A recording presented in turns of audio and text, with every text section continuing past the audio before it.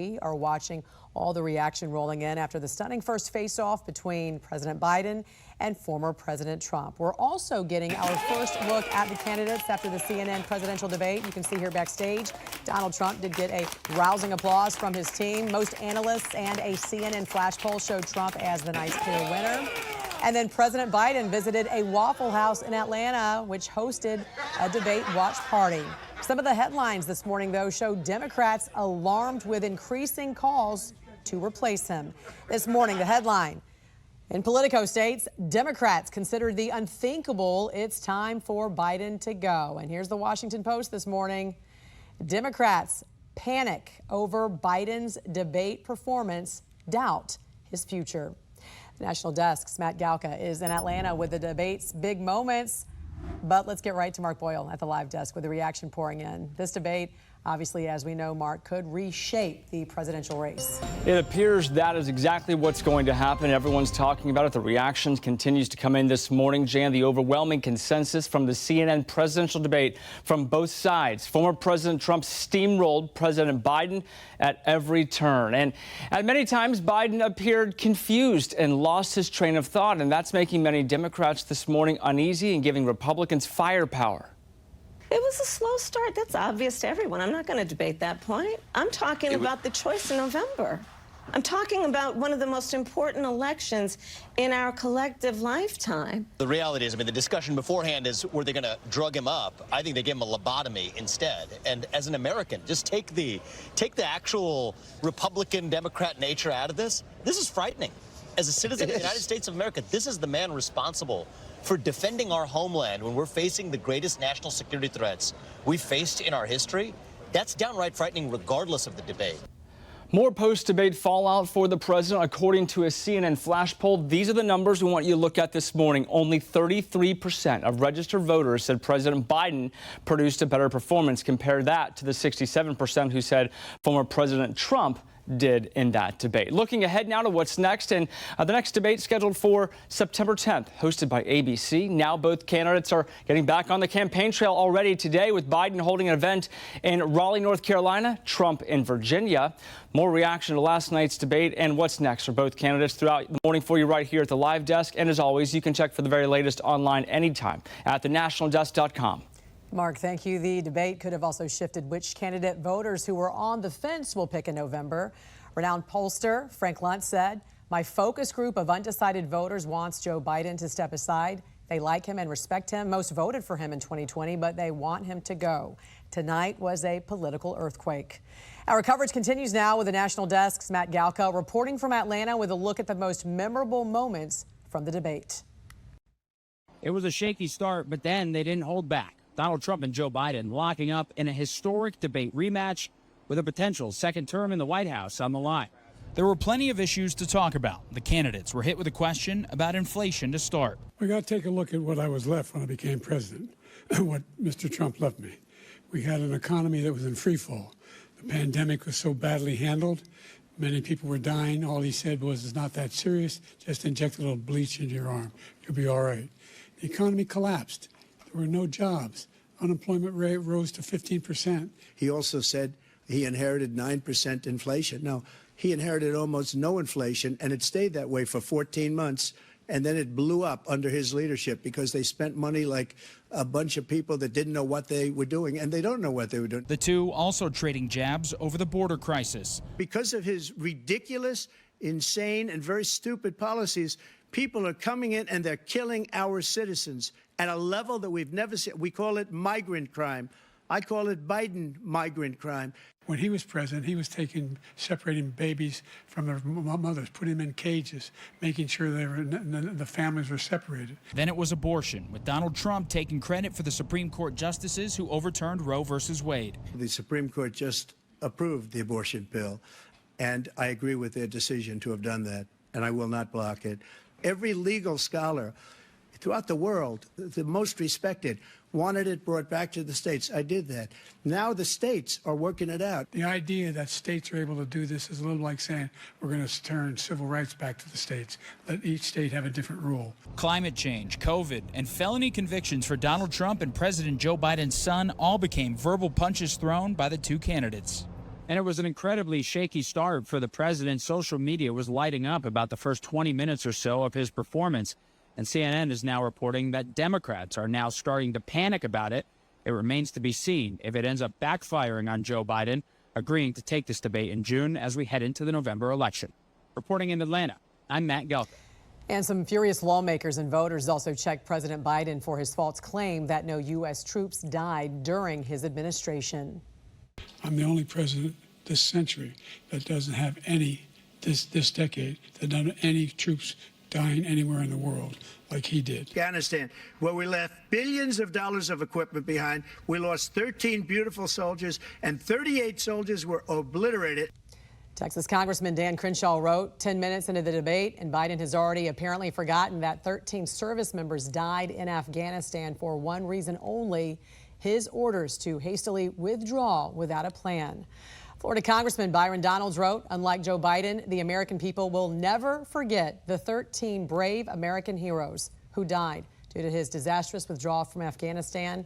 And then you can see right here he listed their names. In January, 3 U.S. troops were killed in a Shiite terror attack also when a drone struck a U.S. base in Jordan. The Border Patrol Union also called out President Biden for claiming that they endorsed him for president. The union quickly posted, quote, "To be clear, we never have and never will endorse Biden." The border crisis, a hot topic, with former President Trump calling out the rise in high-profile crimes involving illegal migrants who entered the country during the administration. People are coming in and they're killing our citizens at a level that we've never seen. We call it migrant crime. These 3 incredible young girls over the last few days, one of them, I just spoke to the mother, and they just had the funeral for this girl, 12 years old. 2 illegal Venezuelan migrants are arrested for the murder of 12-year-old Jocelyn Nungary. They face capital murder charges and are each being held on $10 million bond.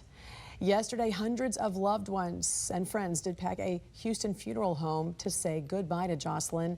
Several family members called for the borders to be closed and demanded justice for her. First and foremost, I just wanted to say I love you, Jossie, and we will see you again, I promise. And we will get them, and they will get what they deserve.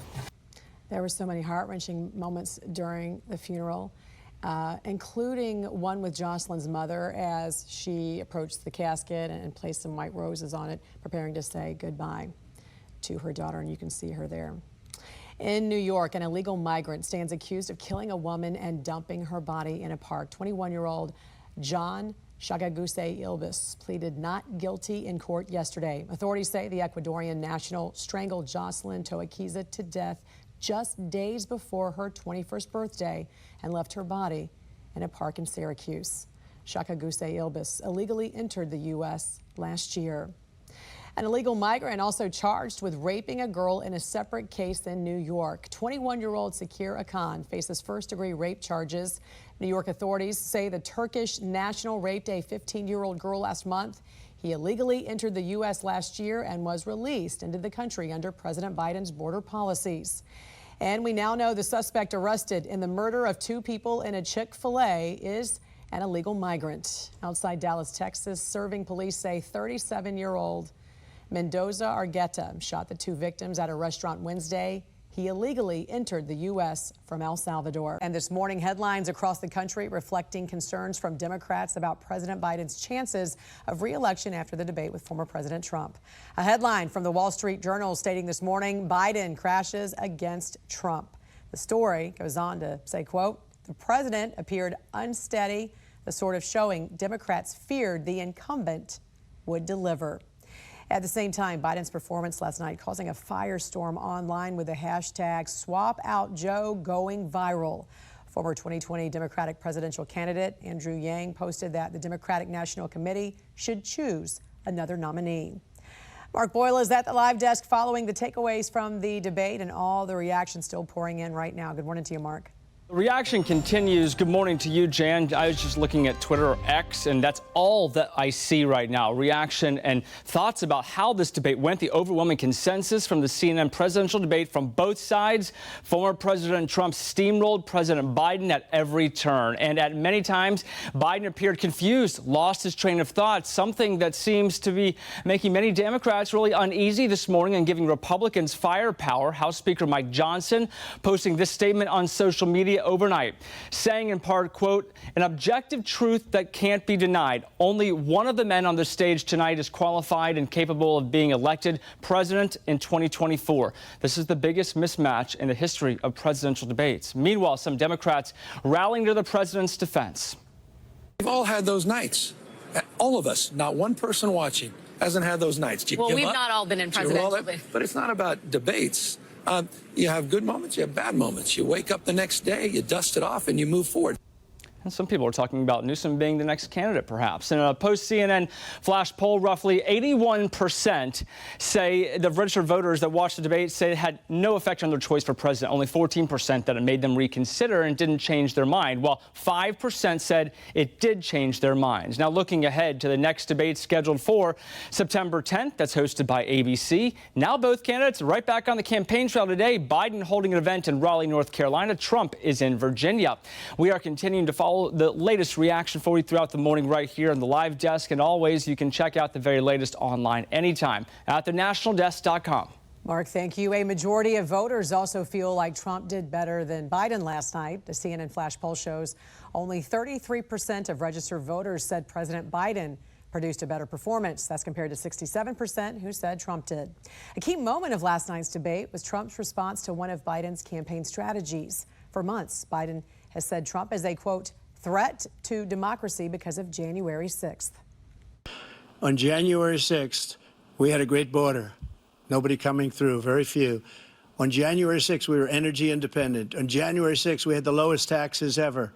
We had the lowest regulations ever. On January 6th, we were respected all over the world. All over the world, we were respected. And then he comes in, and we're now laughed at. We're like a bunch of stupid people. Trump also blasted Biden after he called Trump a convicted felon, pointing out Biden's son Hunter also is a convicted felon, still facing other charges. Hunter is waiting to be sentenced on his felony gun convictions and will face another trial in September on felony tax charges. Progressive independent candidate Robert F. Kennedy Jr., who has struggled to get on ballots, did not meet the qualifications for the presidential debate and held his own event last night. I think almost everything that President Biden said, I know to be not to be true, including his claim that he was endorsed by the Border Patrol. The border, there's been at least 7 million people who've come across the border, and they've come across principally, and this is without the gotaways, which are another 2 million. Yesterday, the state of North Carolina denied RFK access to their ballot in November. So far, he's only qualified in 5 states. Hi, I'm Monty Torres with Fox 26 News on YouTube. Thank you for checking out our YouTube channel, where we have loads of great content for you to choose from. And while you're here, why not click on the subscribe button right here? That way you can stay in touch with all the latest breaking news, everything news related within the Central Valley. And thank you for watching.